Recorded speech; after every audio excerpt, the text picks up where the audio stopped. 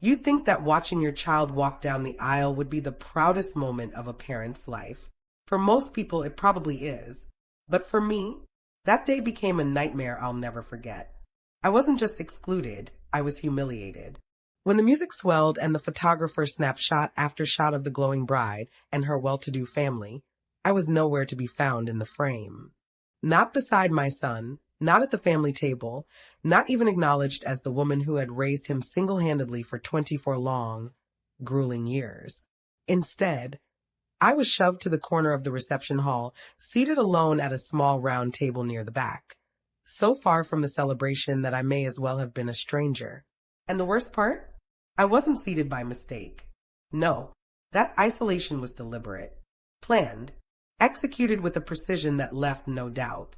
My presence was not wanted. As the newlywed smiled for cameras, her side of the family beamed with pride, and my son's new in-laws clinked champagne glasses.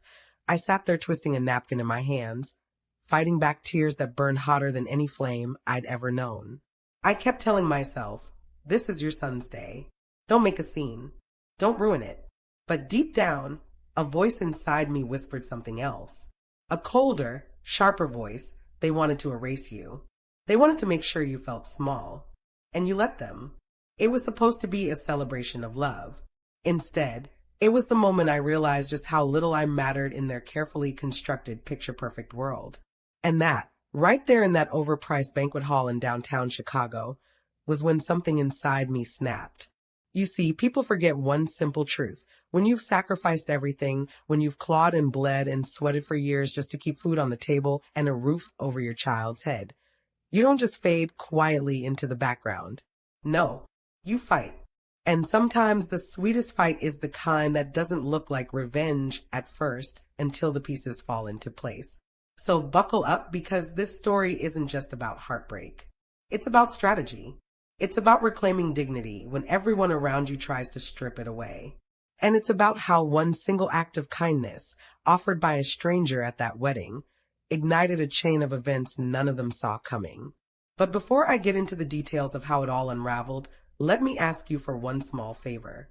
Writing and sharing this story took me countless hours I could have spent doing something else, but I wanted to bring it to life for you. So if you're reading this right now, please consider subscribing. It may seem small, but for me, it's the difference between telling stories like this and keeping them buried. And trust me, you're going to want to see how this one ends. Tell me, if you were in my shoes, sitting alone at your own child's wedding while everyone else laughed and toasted, would you have stayed quiet, or would you have snapped then and there? Let me know in the comments. I need to know if I'm the only one who feels this way. I grew up in Gary, Indiana, a city most people only know from headlines about crime and poverty. My childhood was nothing to brag about. My father was gone before I could even walk, and my mother worked herself to the bone at the steel mills just to keep the lights on. From an early age, I learned that if you wanted something in life, you had to claw for it, scrape for it, sometimes bleed for it. So when I had my son, Daniel, it was with the firm resolve that he would never live the kind of life I had. His father, Michael, had promised me the world, but promises mean nothing when they come from a man who vanishes at the first sign of responsibility. By the time Daniel was 6 months old, Michael was a ghost. No child support, no birthday calls, no visits. Just gone. That left me to be both mother and father, breadwinner and nurturer. I worked long hours as a nurse's aide at Mercy Hospital in Chicago. I remember catching the early morning South Shore train every day, half asleep, clutching a styrofoam cup of gas station coffee, praying I wouldn't miss my stop. I'd spend 12 hours on my feet, changing sheets, emptying bedpans, listening to patient stories that would break your heart, and then I'd come home and do it all over again the next day. There were nights I came home so exhausted I could barely walk from the bus stop to our apartment on 19th Street. But the second I opened the door and saw Daniel's little face light up, it was worth it. Every ache, every blister, every skipped meal so he could have seconds, it was worth it. I never dated seriously after Michael. How could I? I couldn't justify spending money on a babysitter or carving out hours I didn't have. Daniel was my world, my only real companion, my everything. By the time he hit high school, All those sacrifices started to show results. Daniel was smart, driven, popular without even trying. He got good grades, played varsity basketball at Washington High, and was the kind of kid teachers always pointed to as an example. I used to sit in the bleachers, clutching my second-hand jacket against the cold gym air, and watch him fly across the court. I'd clap so hard my hands stung. And sometimes, when the noise of the crowd drowned me out, I'd whisper to myself, "You did this. You gave him this chance." When he got into Northwestern University on a partial scholarship, I nearly collapsed with pride. He became the first in our family to go to college, and I thought, finally, all those years of struggle had paid off. But that's also when the shift began. At Northwestern, Daniel met her. Emily. She came from a family so different from ours it was almost laughable. Where we had duct tape shoes and hamburger helper, she had ski trips to Aspen and summer houses in Michigan. Her father was a corporate lawyer in downtown Chicago, the kind of man whose suits probably cost more than my rent. Her mother was one of those well-manicured women who volunteer for charity luncheons, but don't so much as lift a finger in their own kitchens. At first, when Daniel told me about Emily, I was thrilled. She was his first serious girlfriend, and she sounded like she really cared for him. But the first time I met her parents at a small dinner party in Evanston, I felt the shift in the air. They were polite enough on the surface.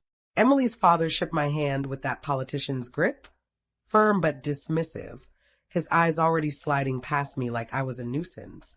Her mother complimented my bravery in raising Daniel alone, in the same tone you'd use to praise a child for coloring inside the lines. The subtext was clear: good effort, but you're not one of us. Still, I bit my tongue. I told myself I was being oversensitive. I wanted to like them for Daniel's sake. But as the relationship grew more serious, the cracks widened. Whenever we attended family functions at their home in Oak Park, I noticed the subtle things. Emily's father asking Daniel about his future plans, but never including me in the conversation. Emily's mother clucking disapprovingly at my off-the-rack dresses while she and her friends flaunted designer labels. Even Emily herself would sometimes slip into that same condescending tone, brushing off my suggestions or quickly changing the subject when I spoke. The one who stood out in contrast was Daniel. He still treated me like gold. He still called me twice a week, still came home for holidays, still hugged me with the same warmth he always had. But I could see the tug-of-war beginning. The way he'd sometimes glance nervously between Emily and me, as though he was being forced to choose which world he belonged to. Then came the engagement. Daniel proposed to Emily after graduating with his master's in finance. He called me that night, voice trembling with excitement. "Mom," she said yes, and I cried. I cried tears of happiness, because I thought, this is it. My son is starting a new chapter, and I'll finally get to share in the joy that other families get to feel. But the joy didn't last long. From the very first wedding planning meeting, I was pushed to the margins. When I asked about helping with invitations, Emily's mother smiled and said, "Oh, don't worry, we've got that covered." When I offered to contribute financially, even though it would have stretched me thin, Emily's father waved me off with a tight smile, saying, "It's better if we handle the expenses." And Daniel? My sweet Daniel? He stood there, awkward and caught in the middle, saying nothing. I told myself again and again not to make waves. This is his wedding. Don't ruin it. Don't be that mom. But every time I was left out of a decision, every time I was treated like an afterthought, a little piece of me hardened. The real breaking point came a few weeks before the wedding, when I received the seating chart in my email. My name wasn't at the family table. It wasn't even at a table near the front. No, they had put me at table 14, way in the back of the reception hall, with distant acquaintances and plus ones I'd never even met. I stared at the chart, heart pounding, hands shaking. This wasn't an oversight. This wasn't a mistake. This was intentional. I wanted to call Daniel immediately. I wanted to scream, to demand an explanation. But something inside me stopped. A small, quiet voice. "Wait, don't show your cards yet." And so I didn't say a word. I smiled when Daniel called to chat about tux fittings. I nodded politely when Emily's mother mentioned the flower arrangements. I pretended like nothing was wrong. But inside, Inside, a storm was brewing. Because if they wanted to treat me like an outsider, I was going to show them just how dangerous it is to underestimate a woman who's spent her entire life surviving. And as fate would have it, on the very day of that wedding, something happened that changed everything. Something, or rather, someone, that turned humiliation into opportunity. The morning of the wedding started out deceptively beautiful. Chicago in late spring can be unpredictable. But that day the sky was clear, the sun warm, and the lake breeze carried just enough coolness to feel refreshing instead of sharp. As I dressed in my carefully chosen navy blue gown, modest but elegant, the most expensive thing I'd bought for myself in years, I tried to convince myself that maybe, just maybe, things would be different. I'd spent the night before pressing every seam, polishing my shoes, even splurging on a trip to a hair salon in Hyde Park. I wanted to look my best, not for Emily's family, but for Daniel, for my son, for the boy who used to fall asleep on my lap during thunderstorms, who once told me he'd buy me a big house with a garden when he grew up. This was his big day, and I wanted him to look at me with pride. The ceremony itself was stunning. The venue, a historic church near Lincoln Park, was draped in white roses and soft candlelight. Emily glided down the aisle like a vision, and Daniel, standing at the altar in his tailored tux, looked happier than I'd ever seen him. My throat tightened as I watched him, and for a fleeting moment, all the slights, all the subtle digs, all the humiliations of the past year seemed to melt away. I thought, this is enough. Being here to see this is enough. But then came the reception. The banquet hall downtown was like something out of a magazine. Crystal chandeliers hung overhead, the walls glittered with gold trim, and the air smelled of champagne and roses. Guests mingled in elegant gowns and crisp suits, laughter and music filling the space. Waiters floated by with trays of hors d'oeuvres I couldn't even pronounce. I walked in with my head held high, clutching my small clutch purse, and scanned the room for the family table. The one I assumed naively, foolishly, I'd be seated at. But as I made my way closer, my heart sank. At the grand table in the center, decorated with cascading flowers and polished silver, sat Emily's parents, her siblings, their spouses, and there he was, Daniel. My Daniel, smiling, laughing, his arm around Emily. But there was no seat for me.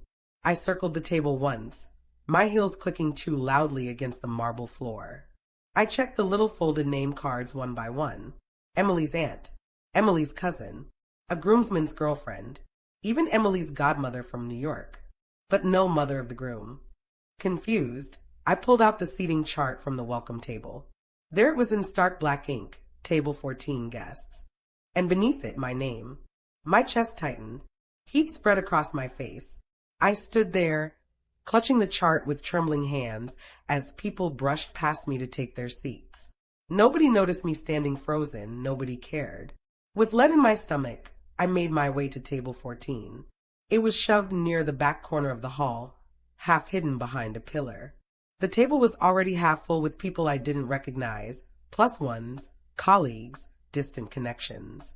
They glanced at me politely, offered thin smiles, then went back to their conversations. I sat down, alone. The music swelled. The wedding party entered to cheers and applause. Toasts were made. Champagne glasses clinked. I could see Daniel laughing, throwing his head back in that way he used to when he watched comedy shows with me. But he never once looked in my direction. I tried to swallow the lump in my throat.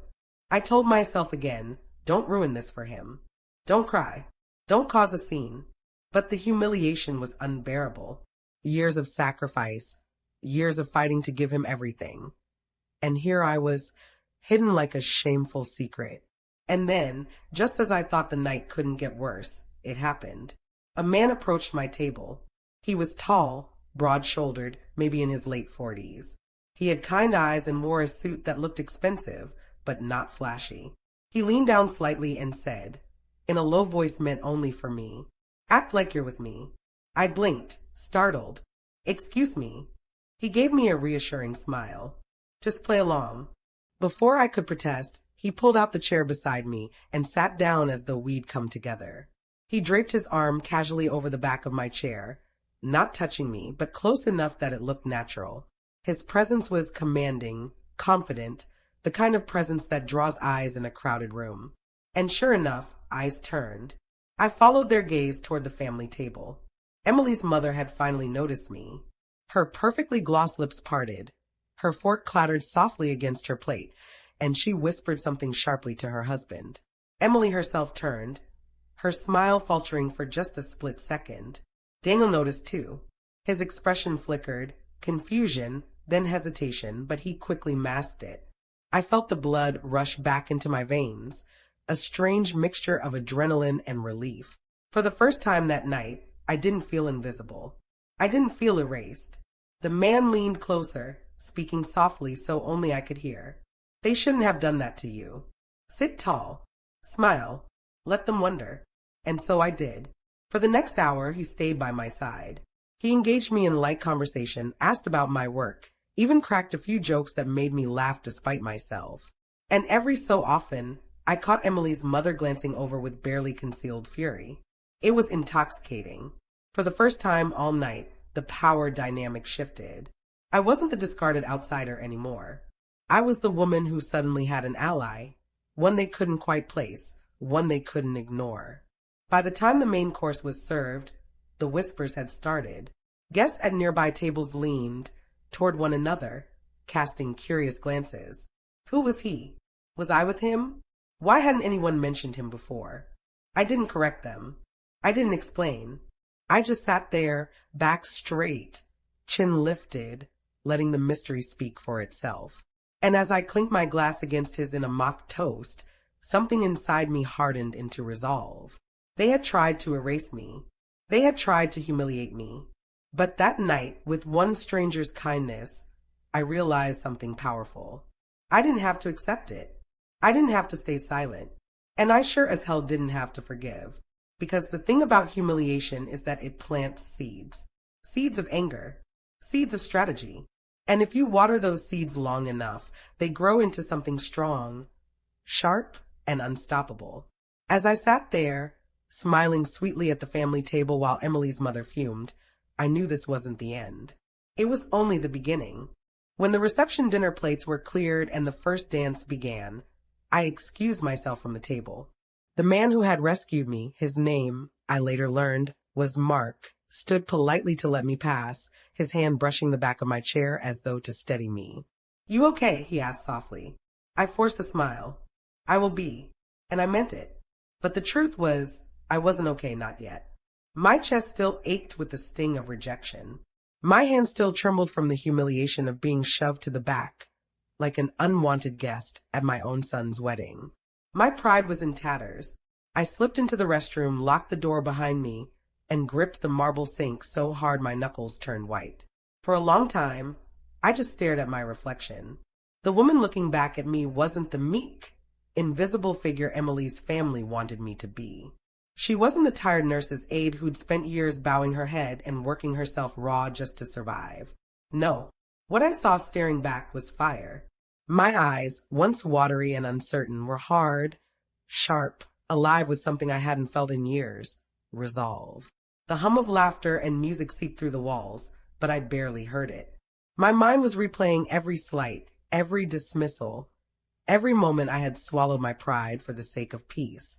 I thought of Emily's mother's smug smile, Emily's father's dismissive tone, the way Daniel had looked right past me without noticing the empty chair beside him.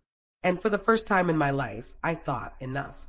I splashed cool water on my face, dabbed it dry with a towel, and reapplied a bit of lipstick. My hand no longer trembled. When I walked back into that ballroom, I wasn't the same woman who had entered the restroom 15 minutes earlier. The first dance was still underway. Daniel and Emily twirled under the chandeliers as photographers captured every glittering second. Guests clapped and cooed, as though they were watching royalty. And me, I found my seat again. Only this time I didn't hunch. I didn't shrink. Mark glanced at me, one brow raised as though he noticed the change. "Better?" "Much," I said simply. But better didn't mean forgiving. Better meant sharper, stronger, ready. As the dance ended and the DJ beckoned the rest of the guests to the floor, I did something bold, something small, but bold enough to shift the atmosphere. I stood. I smoothed my gown, and instead of staying tucked away in that corner like they intended, I walked right toward the family table. The chatter around me dimmed. Emily's mother froze mid-bite. Emily's father stiffened. Emily herself blinked, caught off guard. Even Daniel paused, fork halfway to his mouth. "Congratulations," I said, my voice steady clear. I leaned down just enough to kiss Daniel on the cheek. He looked startled, guilty almost, but he smiled faintly. "You look happy, sweetheart." Then I turned to Emily. Her perfect smile wavered. "Emily, you look beautiful," I said. "Truly. I hope you both have a long and joyful life together." The words were polite, but my tone, my gaze held something else. A promise. A warning. Emily's mother opened her mouth to say something snide. I could see it forming on her lips, but I didn't give her the chance. I straightened, smoothed my gown again, and walked back to my table with deliberate grace. Every step clicked against the marble floor like punctuation marks to an unspoken declaration. I am not going to be erased. When I sat back down, Mark chuckled under his breath. "That," he said, "was one hell of a move." I didn't answer. My eyes were locked on the family table, where Emily's mother now sat rigid, her hand clenched around her wine glass. She hated it. Hated that I had disrupted her carefully crafted illusion of control. Good, because that was the moment I decided this was no longer just about my humiliation. This was about respect. And I was going to take it back, one piece at a time. The rest of the evening passed in a blur. I danced once or twice, made small talk with a few distant acquaintances, even managed to laugh at some of Mark's dry jokes. But underneath it all, my mind was whirring, sharpening, calculating. Every smile I gave was a mask. Every polite word was a blade hidden in silk. By the time the cake was cut and the bouquet tossed, I wasn't thinking about survival anymore. I was thinking about strategy. And when Daniel finally came over to me, just for a brief moment, just long enough to say, "Thanks for coming, Mom. I'm glad you're here," I smiled, hugged him tight, and whispered something in his ear. It was only 3 words, but they carried the weight of decades. "I'm not done." He pulled back, frowning slightly, but before he could ask, I kissed his cheek and let him go. That night, as I walked out of the glittering hall and into the cool Chicago night, my heels clicking against the pavement, I felt lighter. Not happy, not exactly, but lighter. Because for the first time, I wasn't just a victim. I wasn't just swallowing pain in silence. I had made my move. A small one, yes, but enough to set the tone. And from that moment on, I knew the real work would begin. Because revenge isn't loud. It isn't messy. Revenge is slow, calculated, patient. And mine was just beginning to take root. The night after the wedding, I couldn't sleep. I lay in bed staring at the cracked ceiling of my apartment in Gary, listening to the occasional train whistle cut through the silence. My gown still hung over the back of a chair, wrinkled and faintly smelling of perfume and champagne. My heels were kicked off by the door, scuffed from hours of pacing marble floors. But my mind replayed the evening over and over like a film reel I couldn't turn off. The looks on Emily's family's faces. The way Daniel's eyes avoided mine. The stranger's kind intervention. My own whispered words into my son's ear, "I'm not done." Those 3 words weren't planned. They slipped out, raw and instinctual, born from years of being overlooked and undervalued. But once spoken, they became a vow. Lying there in the dark, I thought about the sacrifices that had led me to that moment. I thought about the years of double shifts at Mercy Hospital, when my feet throbbed so badly that I'd soak them in Epsom salt before collapsing into bed, only to wake up 4 hours later to do it all again. I thought about the Christmas mornings when I'd pawn my own jewelry to buy Daniel the video game console he wanted, watching his face light up as though I'd given him the world. I thought about the nights I'd gone without dinner, so there'd be enough for him to eat seconds. And now, the payoff of those sacrifices was supposed to be joy, pride, a seat at the family table beside my son as he stepped into his new life. Instead, I got humiliation, a chair in the shadows, whispered dismissals, pitying glances. It wasn't just about one night. It was about the message beneath it: you don't belong. You're not good enough. You're disposable. No, not me. Not after everything I've done. That was the moment it crystallized. I wasn't going to fade quietly. I wasn't going to play the role of the weak, forgotten single mom who gets pushed aside while the better family takes center stage. If Emily's family thought they could erase me from Daniel's story, they had another thing coming. But anger alone isn't enough. Anger burns hot and fast, and then it fizzles. No, I needed something colder, sharper. I needed strategy.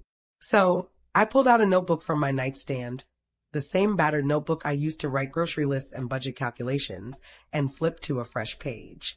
At the top, in big block letters, I wrote one word: revenge. Underneath, I started making bullet points. Small ideas at first. Canceling the expensive gift I'd planned to buy. Withdrawing the financial support I'd quietly been giving Daniel while he built his career. Things that would hurt, but only slightly. Too small, too easy. I needed to think bigger. What resources did I have? I wasn't wealthy. I didn't have powerful connections like Emily's family. But what I did have was experience. 24 years of clawing my way through life had made me resourceful, cunning, and damn near unstoppable when I set my mind to something. I also had information. And information, I reminded myself, is often more powerful than money. Emily's family had made the mistake of underestimating me. They thought I was invisible, irrelevant, which meant they never guarded their words around me. They spoke freely at gatherings, half forgetting I was in the room. I remembered things, conversations about shady real estate investments Emily's father had boasted about, whispers of debt hidden beneath their flashy lifestyle, the way Emily's mother dropped hints about affairs among their country club friends. I hadn't cared about any of it at the time. I'd been too focused on keeping peace. But now it all felt like ammunition. And Daniel, sweet Daniel, my son was caught in the middle. I loved him more than life itself, but love doesn't mean blindness. He had let this happen. Maybe not maliciously, maybe not even consciously, but he had stood by while his wife's family diminished me. That hurt more than anything Emily's parents had done, which meant my revenge had to be careful, surgical. It had to protect Daniel while exposing the people who thought they could walk all over me. I closed the notebook and stared at the word I'd written at the top of the page. Revenge. It looked bold, dangerous, alive. And for the first time in years, I felt alive too. The next morning, I woke up early, brewed a pot of coffee, and sat back down with the notebook. I began sketching out a timeline, listing people's names, jotting down connections. I thought about Emily's family's reputation in Oak Park, their carefully constructed image of wealth and class. What would happen if that image cracked? If the truth about them started to seep out? I didn't have the details yet, but I had the spark. The plan would come. It always does when you want something badly enough. By mid-morning, I felt steadier. My humiliation had transformed into focus, my grief into fuel. I was no longer the woman sobbing into a napkin at table 14. I was something else now, something sharper. Before I closed the notebook again, I wrote one last line beneath all my notes. They started this. I'll finish it. That week, I went back to work at the hospital. To my coworkers, I looked the same, tired but functional, just another middle-aged woman pushing through long shifts. But inside, I carried a secret fire. Every bed I changed, every patient I soothed, every long walk to the bus stop at midnight, I did it with a private smile. Because I had a plan brewing and no one could see it but me. And you know what? That's why I share this story here online. Because telling it piece by piece takes hours. Hours of digging into memories I've tried to bury. Hours of typing late into the night when I should be sleeping. Hours of reliving pain so you can understand what it means to stand back up when people try to break you. So if you're reading this, do me a favor. Don't just scroll past. Subscribe. Leave a comment. It may not seem like much, but it reminds me that the time and energy I pour into these stories matters. That my voice, my perspective, isn't just another thing people can dismiss. It was about a week after the wedding when the first real opportunity presented itself. I was leaving work late one night, walking down Michigan Avenue toward the bus stop when I saw them. Emily's parents, dressed to the nines, stepping out of a luxury restaurant with two other couples. Their laughter carried across the sidewalk, too loud, too smug. And then I saw something else.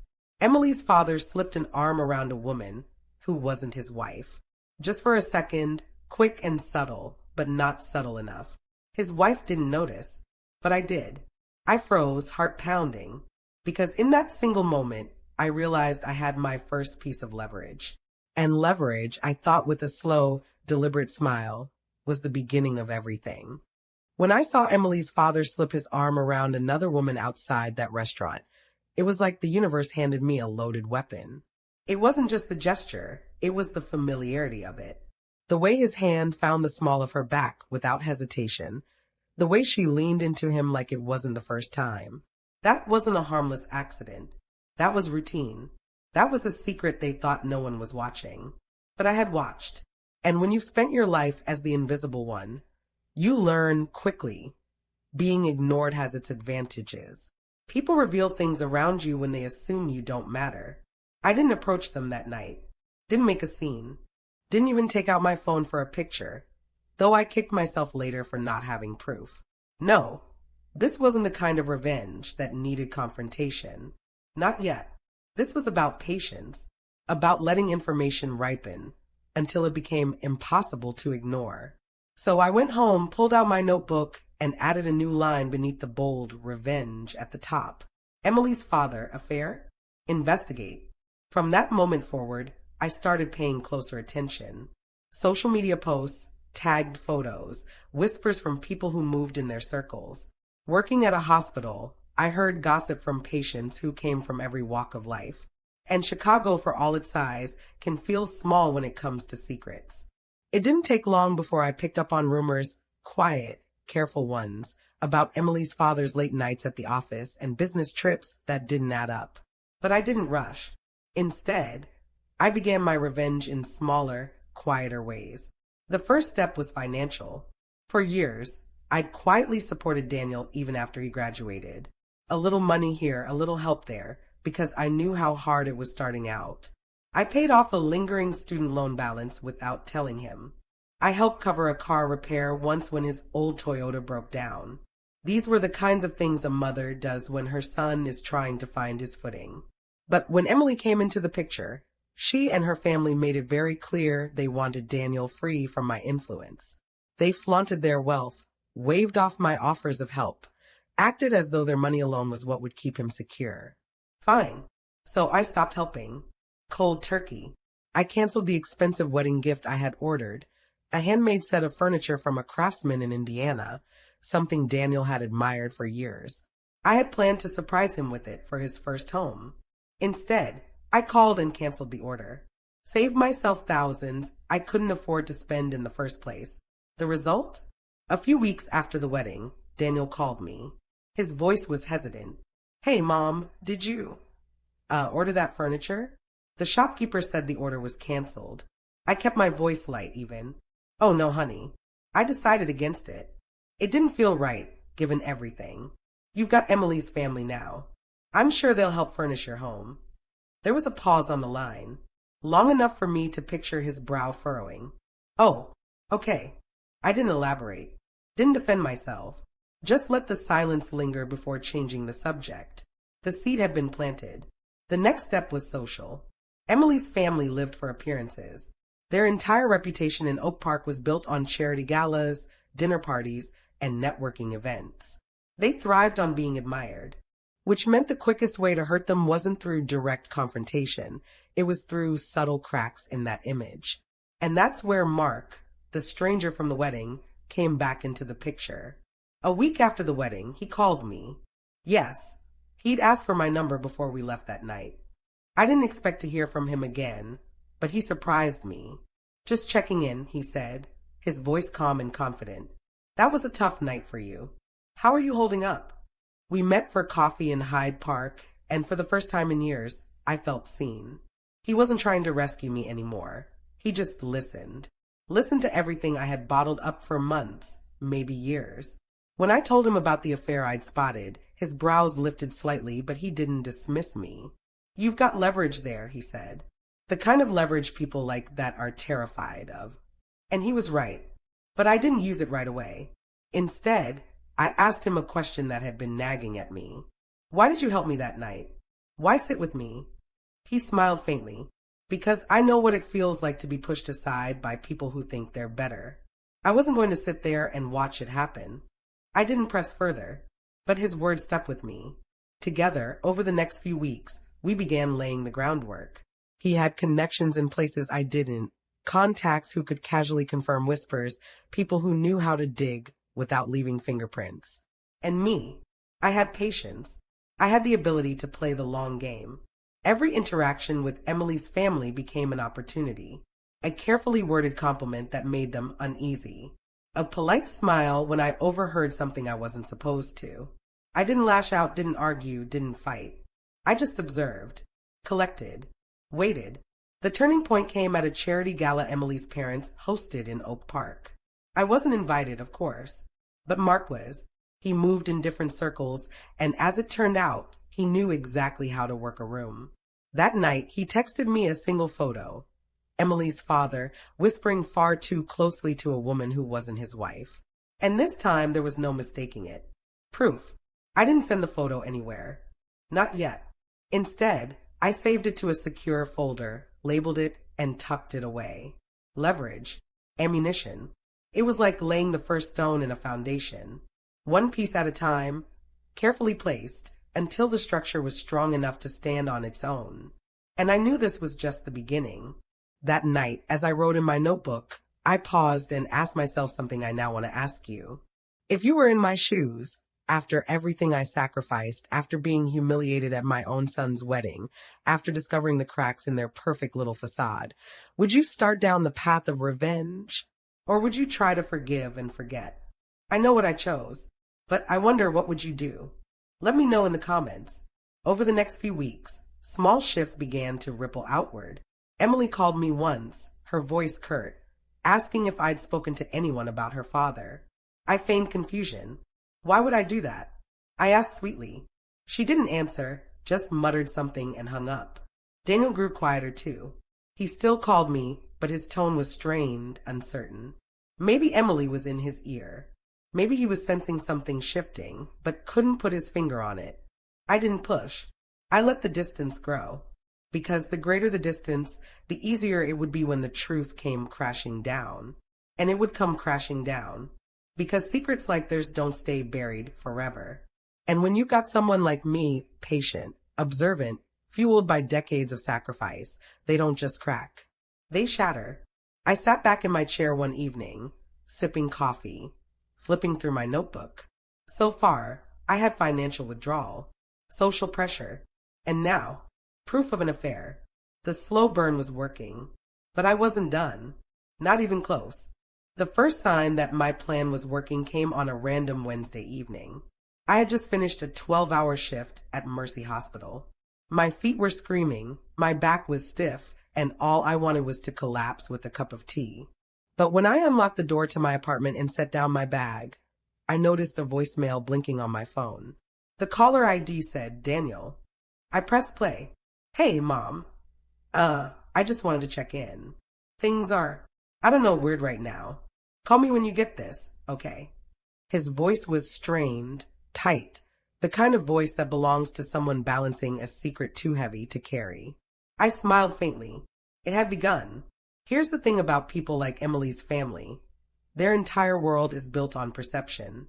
They thrive on being admired, envied even. Their parties aren't just celebrations, they're performances.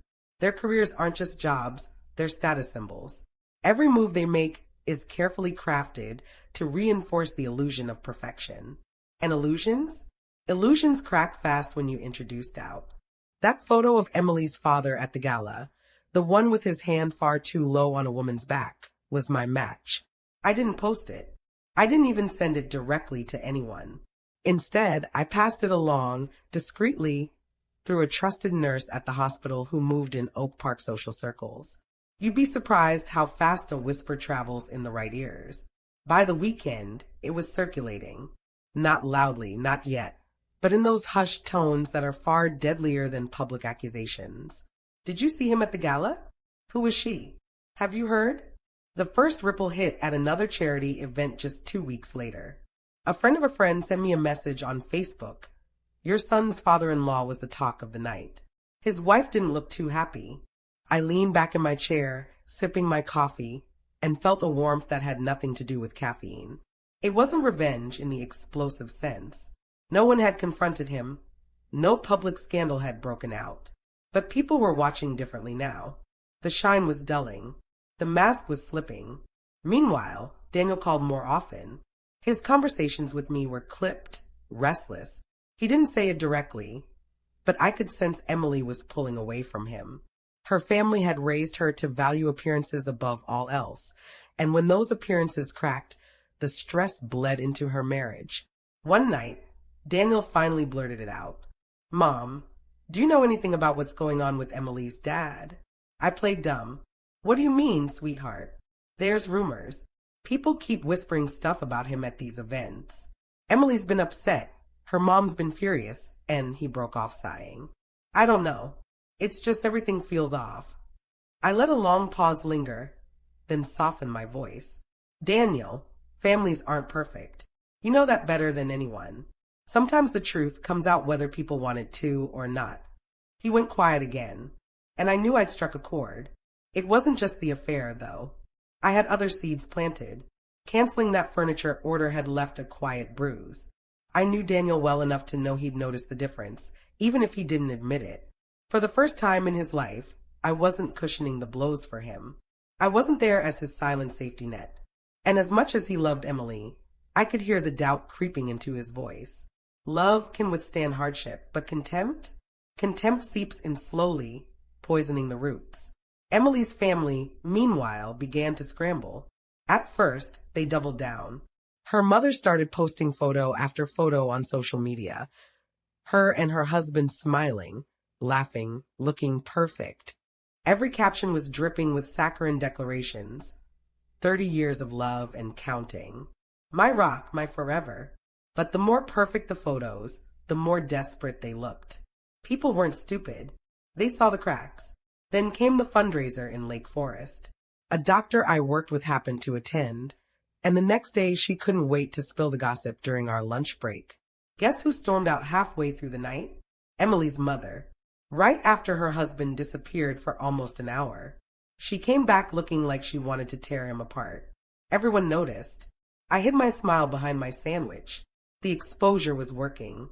But exposure without fallout isn't enough. To make revenge satisfying, you don't just reveal the truth. You make sure it lands in exactly the right place. So I began nudging things further. Quietly, carefully. Mark helped, of course. He had connections I couldn't dream of. It was through him that a particular photo, harmless on the surface, but damning when paired with the rumors, found its way into the inbox of a gossip blogger in Chicago. The blogger didn't publish it outright, but hinted heavily in a blind item, which well-respected lawyer in Oak Park has been playing fast and loose with his vows. Sources say his wife is catching on. The comments section went wild, and though no names were printed, everyone in those circles knew. By the following week, Emily's father's firm was buzzing with speculation. Colleagues whispered. Clients hesitated. His pristine reputation was officially tarnished. And me, I kept my hands clean. Not a trace led back to me. Daniel's calls grew more strained. Emily's tone in the background sharper, colder. Once, when he put me on speakerphone by accident, I heard her hiss. "Why do you keep talking to her? Don't you see what's happening?" My heart ached hearing it. I love my son. I wanted him to be happy. But happiness built on my erasure wasn't happiness at all. It was control. So I let the distance widen. And then, one night, the inevitable happened. My phone buzzed with a late-night call. Daniel again. "Mom," his voice was heavy broken. "Emily's mom. She thinks you're behind the rumors. She said you're trying to ruin them." I didn't answer right away. I let the silence stretch, let him feel the weight of it. Finally, I spoke, calm and steady. "Daniel, do you really think I have the power to ruin a family like theirs? Or do you think maybe they did it to themselves?" He didn't reply. That was the beauty of revenge done right. I wasn't yelling.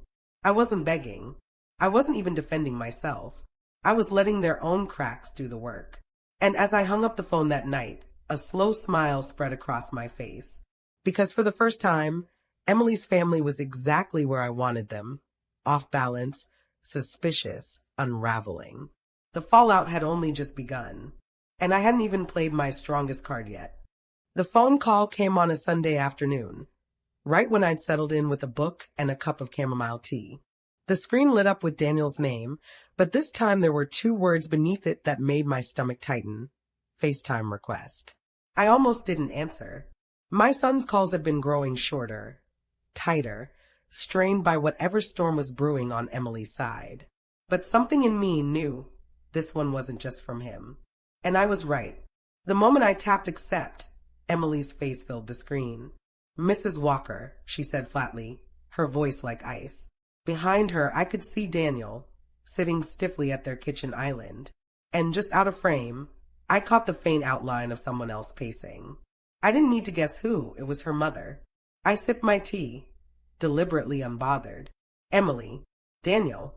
What a surprise. Emily's lips thinned. "Cut the act. We know what you've been doing." "Doing?" I asked mildly. Her mother's voice sliced through from off-screen. "Don't play dumb with me, Evelyn. You've been spreading lies about my husband. Do you have any idea the damage you've caused?" There it was, the confrontation I'd been waiting for. I set my cup down and leaned back in my chair, making sure my calm face filled the camera. "Lies," I repeated. "That's a strong word. Don't twist this," Emily snapped. "Ever since the wedding, you've been trying to tear our family apart. First the canceled gift, then the whispers. That furniture was canceled because I decided not to bankrupt myself buying something your family could afford 10 times over," I interrupted smoothly. "As for whispers, I don't control what people notice. If there are appearances that seem questionable, perhaps you should ask yourselves why." Her mother appeared fully on screen now, flushed and furious. "You bitter little woman. Do you think anyone believes you? You're pathetic, clinging to scraps of influence because you know we'll never accept you." I smiled faintly, tilting my head. "Funny. If I'm so powerless, why are you calling me in the middle of a Sunday?" Practically shaking. For a moment, the screen went silent. Emily's mother's mouth opened and closed, her fury sputtering against the quiet precision of my words. Daniel finally spoke, his voice breaking the tension. "Mom, please, just tell me you're not behind this." That was the knife twist. His eyes, tired, pleading, reminded me of the boy I raised, the one who used to look to me for reassurance when the world felt unkind. I softened my voice. "Daniel, sweetheart, I don't need to be behind anything. The truth has a way of surfacing on its own. Whether people choose to face it, that's on them." Emily's mother slammed something down in the background. "This is unacceptable. You stay out of our business, Evelyn, if you so much as breathe another word." I cut her off, my tone turning steel. "Or what? You'll disinvite me from more family dinners? You'll whisper a little louder behind my back? Newsflash, you already tried to erase me. It didn't work." Her eyes widened, but I didn't give her the satisfaction of further response. I ended the call with a tap, leaving them staring at a blank screen. The silence in my apartment afterward was delicious. I thought that might be the end of it, that my silence would torment them more than any shouting match. But 2 days later, another invitation arrived. This time, not through Daniel. It was a formal card delivered to my mailbox, embossed with gold letters. "Dinner, Thursday, 7 p.m. Our home. Attendance expected. No RSVP line. No polite phrasing. Just a demand." I laughed out loud when I read it. The arrogance, the desperation. Part of me wanted to burn it, but another part, the sharper, colder part, knew I had to go. Not to play nice, but to show them exactly who they were dealing with. Their house in Oak Park gleamed like something out of a magazine. White pillars, manicured hedges, a front porch that looked more like a stage than a home. When I rang the bell, Emily herself opened the door. She wore a stiff smile, her dress perfectly pressed, but her eyes betrayed her exhaustion. She looked older than she had on her wedding day, and it hadn't even been 3 months. "Evelyn," she said, her voice strained. "Come in." The dining room was set for 5.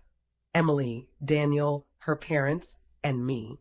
The air was thick, the kind of atmosphere where no one was breathing normally. Dinner began in silence, punctuated only by the clink of silverware. The roast on my plate tasted like cardboard. Finally, Emily's father cleared his throat.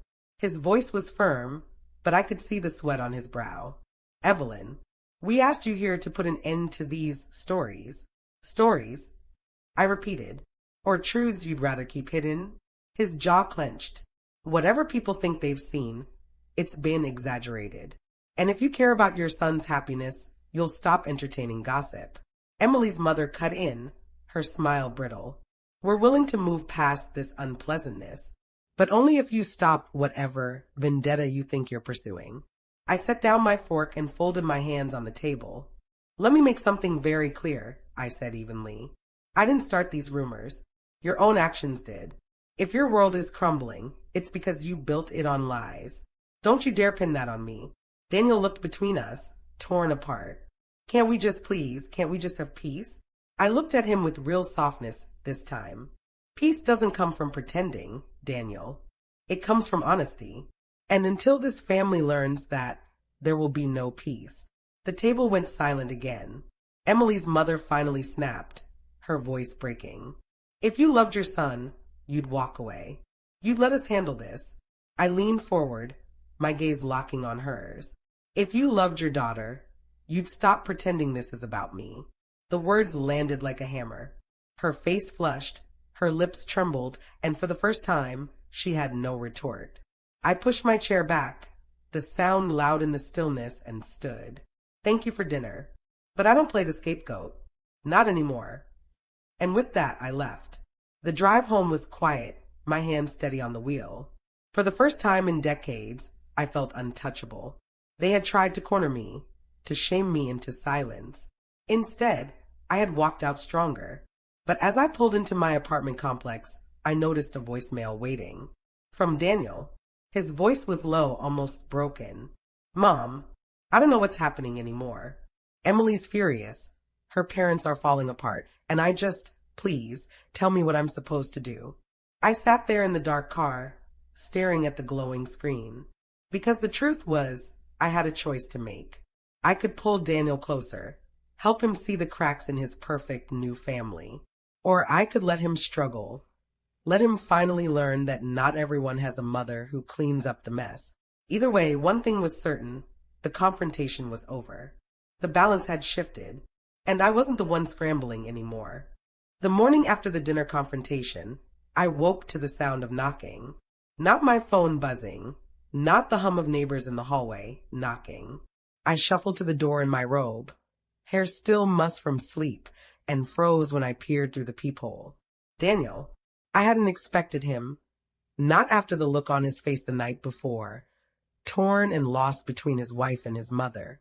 For a second, I considered not answering, letting him stand there in the hallway, feeling the weight of absence. But then something deeper, a mother's instinct I couldn't kill no matter how hard I tried, pushed me to open the door. He looked older than his years. His tie was crooked, his hair a little messy, his eyes ringed with exhaustion. Hi, Mom, he said softly. I stepped aside without a word, letting him in. We sat at the kitchen table in silence for a while. He fiddled with the sleeve of his jacket, avoiding my eyes. Finally, he said, Last night was rough. That's one word for it, I replied. He winced. Emily's upset. Her mom's furious. Her dad's pretending like nothing happened, but everyone knows that's a lie. He rubbed his face with both hands. It feels like I'm in the middle of a hurricane, and I don't know which way is safe anymore. I poured him a cup of coffee, sliding it across the table. You don't have to pick sides, Daniel. Not between me and them. He looked at me then, really looked at me, and his eyes were filled with something I hadn't seen in a long time. Regret. I should have stood up for you at the wedding. I should have noticed. I got caught up in everything, and his voice cracked. I'm sorry, Mom. The words hit me harder than I expected. For weeks, I'd armored myself against this family, against the humiliation, against years of being overlooked. But hearing my son apologize, it cracked something in me, something softer. I reached across the table, placing my hand over his. I know, and I forgive you. His shoulders sagged in relief. But forgiveness wasn't the same as forgetting. A few days later, another surprise came, this time from Emily. She didn't show up in person, but she called. Her voice was quieter than I'd ever heard it, stripped of the sharpness she usually wore like armor. "Evelyn," she began awkwardly. I wanted to say thank you for being there for Daniel. He's been really stressed, and I know you mean a lot to him." I almost laughed at the irony. After all her family had done to erase me, here she was, acknowledging, if only for a moment, that I mattered. But I didn't laugh. I kept my tone measured. "Of course I mean a lot to him. I raised him." There was a pause. "Right," she said finally. Then, almost as an afterthought, "Maybe we could have dinner sometime. Just you, me, and Daniel." It wasn't a peace offering. It was a survival tactic. She could feel the ground shaking beneath her perfect little world, and suddenly I wasn't the enemy she wanted to fight anymore. "Maybe," I said. "We'll see." And I left it at that. That week, I found myself reflecting more than ever. I thought of the nights I'd worked double shifts at the hospital, coming home to an empty apartment and heating up leftovers while Daniel slept in his room, his textbooks spread across the desk I could barely afford. I thought of the birthdays I'd scraped together with homemade cakes and hand-me-down decorations, the field trips I'd paid for by skipping meals. I thought of how all those sacrifices had led to a wedding where I was shoved into the shadows, erased in the very moment I should have been honored. And I realized something. Redemption wasn't about Emily's mother groveling. It wasn't about Emily softening or Daniel apologizing. Redemption was about me deciding where my boundaries were. I wasn't the woman who would sit in the corner anymore. I wasn't the woman who would keep silent while others whispered. If they wanted me in their lives, they'd have to meet me on my terms. And if they didn't, I'd survive. I'd survived worse. The true test came the following Sunday. Daniel invited me to brunch at a little place in Lincoln Park we used to go when he was in college. When I arrived, he was already seated, nervously stirring his coffee. Emily was with him. She looked tired, thinner somehow, but when she saw me, she gave a small, polite smile. Not the fake one I'd seen at the wedding, but something tentative. "Evelyn," she said quietly, "thanks for coming." I slid into the booth, my back straight. Of course, the meal was awkward, filled with careful words and long silences. But there were small cracks of sincerity. Emily asking about my work schedule, Daniel reminiscing about the time we'd burned pancakes in that very neighborhood. For the first time in months, it didn't feel like war. And yet, as I walked home afterward, I knew better than to be lulled into comfort. This wasn't a full redemption. This was a truce, a fragile one, and it would only hold if I kept my boundaries intact. That night, I wrote in my notebook again. Under revenge, I added a new section in bold. Boundaries, they will not erase me again. It wasn't about tearing them apart anymore, not entirely. It was about making sure I was never pushed to the shadows, never humiliated into silence. If they wanted to move forward, they'd do it with me visible, respected, and unshakable. And if they tried otherwise, well, I still had leverage tucked away. I still had patience. I still had fire. When I went to bed that night, I felt something I hadn't in years. Not victory, not revenge, balance. For the first time, I knew exactly who I was, where I stood, and what I would no longer tolerate. And that clarity was its own kind of power. I used to think closure meant everything tied up neatly. The kind of ending you see in movies where families embrace, forgiveness is granted, and everyone walks away smiling. But life isn't a movie. Closure, I've learned, isn't about tying everything into a bow. It's about knowing your own worth, standing firm in it, and refusing to let anyone take it away again. And in that sense, I had already found my closure. A month after the disastrous dinner, after Daniel's apology, after Emily's tentative peace offering, things began to settle into a new rhythm. Not perfect, not the warm, fuzzy family picture I once dreamed of, but real. Daniel still called me often, though sometimes I could hear the tension in his voice when Emily was nearby. Emily herself kept her distance most days, though occasionally she'd send a polite text. "Happy birthday, Evelyn. Hope you're well." Small gestures, not grand, but enough to keep a line open. As for her parents, they never contacted me again, which was just as well. By then, the whispers about Emily's father had grown too loud. to ignore. Their social circles were buzzing, their reputations slipping. I didn't need to say a word. They were living in the fallout of their own choices, and that was satisfaction enough. I hadn't destroyed them. I hadn't needed to. All I'd done was stop cushioning their lies. And in the silence that followed, I found peace. One afternoon, Daniel asked me to come by their new place in Logan Square. When I arrived, the house was half furnished, boxes stacked in corners, the smell of fresh paint still lingering. He looked tired, but happy, happier than I'd seen him in months. "Mom," he said, pulling me into a hug, "I wanted you to see it first, before we host anyone else." My heart clenched at that. A simple gesture, but it meant the world. He wanted me there, not hidden, not erased, but visible. Emily came in a few minutes later, holding a mug of tea. She gave me that same tentative smile as before, still guarded, but softer than the girl who had watched me sit alone at her wedding. "We're glad you came," she said quietly. And for the first time, I believed her.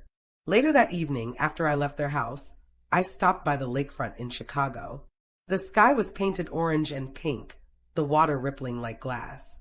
I sat on a bench, watching the horizon, and thought about the journey that had brought me here. The humiliation of that wedding day, the sting of being shoved into the shadows, the fire that pushed me to fight back, the slow, careful revenge that cracked their perfect facade, the confrontation, the apologies, the boundaries. It had been painful, exhausting, messy, but it had also been necessary. Because sometimes you don't just fight for respect. You teach people how to treat you by refusing to accept anything less.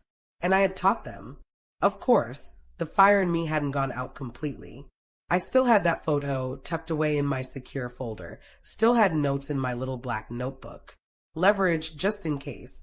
Not because I planned to use it, but because it reminded me of the power I had discovered in myself. And that was enough. As I watched the sun dip lower, I thought about you, about anyone hearing this story. If you were in my shoes, humiliated at your own child's wedding, pushed into the shadows by people who thought they were better, then handed the chance to take your dignity back, what would you have done? Would you have stayed quiet, swallowed it all, hoped they'd eventually respect you? Or would you, like me, have chosen revenge, not loud, not messy, but patient, strategic, and sharp enough to make them feel every ounce of what they put you through? I know my answer, but I wonder what would yours be? Let me know in the comments. Before I end, let me say this. Stories like these take hours upon hours to write, polish, and share. If you stayed with me through every chapter, if you felt my pain, my anger, my fire, then please, don't just scroll away. Hit subscribe, leave a like, or share this with someone who needs to hear it. It may seem like a small click to you, but to me, it means the world. Because this story isn't just about revenge. It's about resilience. It's about refusing to be erased. And maybe, just maybe, it's about reminding people that the quiet ones are often the ones you should never underestimate. When I finally stood to leave the lakefront, the last sliver of sun disappeared beyond the horizon. I tucked my hands into my coat pockets and walked back toward the city lights, the hum of traffic blending with the rustle of leaves. For the first time in years, I didn't feel invisible. I felt whole. I felt unshakable. And I knew, whatever came next, I would never again sit quietly in the corner while the world celebrated without me.